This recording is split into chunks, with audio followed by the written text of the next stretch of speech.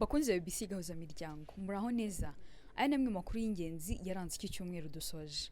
Leta ya Republika ya Demokarasi ya Kongo yafunguye imfungwa 15 zifitanye isano n'umutwe wa M23 mwihererekanya ryakozwe ku bufatanye bwa Komite Mpuzamahanga ya Croix Rouge. Iyi yabaye intambwe ya mbere igaragaza mwishyirwa mu bikorwa ry'ibyemeranyijweho n'impande zombi mu biganiro bya Doha. Muri Kongo kandi ihuriro Sovole Kongo rifitanye isano na Joseph Kabila ryatangaje ibyo risaba mbere yo kwitabira ibiganiro by'igihugu byatangajwe na Perezida Felix Tshisekedi. Iyo nkuru kandi mwayisanga no ku mbuga za BBC gahuza miryango. Mu yandi makuru twabagejejeho iki cyumweru twababwiye ko icyorezo cya Ebola nacyo cyakomeje kwiyongera muri icyo gihugu gitana ubuzima bw'abantu barenga 800 barimo abana barenga 300.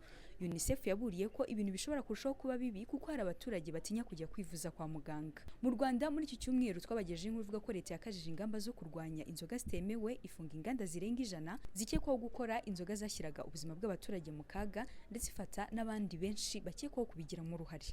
Nyuma y'izi nganda zirenga 100 zafunzwe, hari n'izindi nzoga zirenga 50 zatumizwaga mu mahanga zahagaritswe ku isoko ry'u Rwanda. Muri Uganda, inteko ishinga amategeko muri iki cyumweru twababwiye ko yemeje kohereza ingabo muri Gaza mu butumwa bwo kubungabunga amahoro.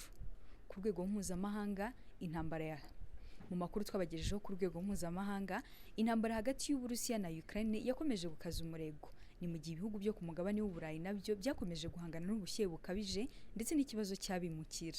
Mu makuru y'imikino twabagejejeho muri iki cyumweru twababwiye ko impaka zakomeje hagati ya FIFA na UEFA kwa hazaza ha Gianni Infantino, perezida wa FIFA.